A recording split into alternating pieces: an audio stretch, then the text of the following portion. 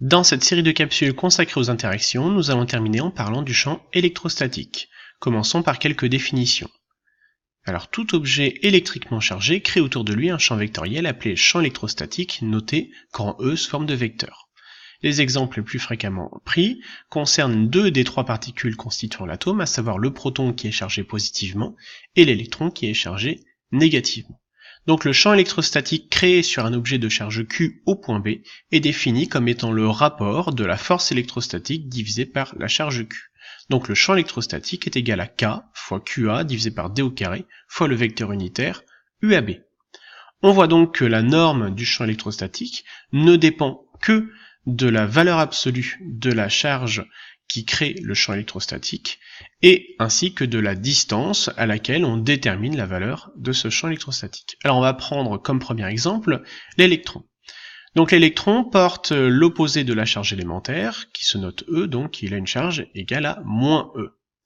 On se place en un point B1, donc comme la charge est négative, le champ électrostatique est de sens opposé au vecteur unitaire UAB, donc il est dirigé vers le centre de l'électron.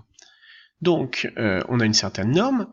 Si maintenant on s'éloigne légèrement, eh bien la norme diminue, et forcément si on s'éloigne encore plus, eh bien la norme continue à diminuer. On voit donc que tous les vecteurs champs convergent vers l'électron, et donc on peut en déduire les lignes de champ, sans oublier évidemment que en chaque point, le vecteur champ possède la même direction et le même sens que la ligne de champ. Maintenant, on va prendre l'exemple du proton, qui lui a une charge correspondant à la charge élémentaire. Et donc, comme cette charge est positive, eh bien le champ électrostatique est de même sens que le vecteur unitaire UAB.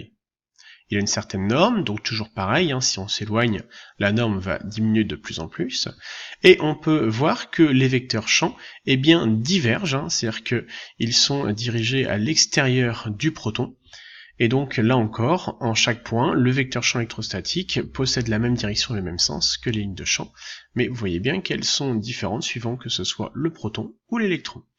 En résumé, vous devez donc être capable de distinguer force électrostatique et champ électrostatique, de savoir utiliser les expressions vectorielles de la force et du champ électrostatique, et évidemment de caractériser localement une ligne de champ électrostatique dans le cas d'une charge positive ou d'une charge négative. Voilà, j'espère que vous avez tout compris à cette série de capsules et je vous dis à bientôt.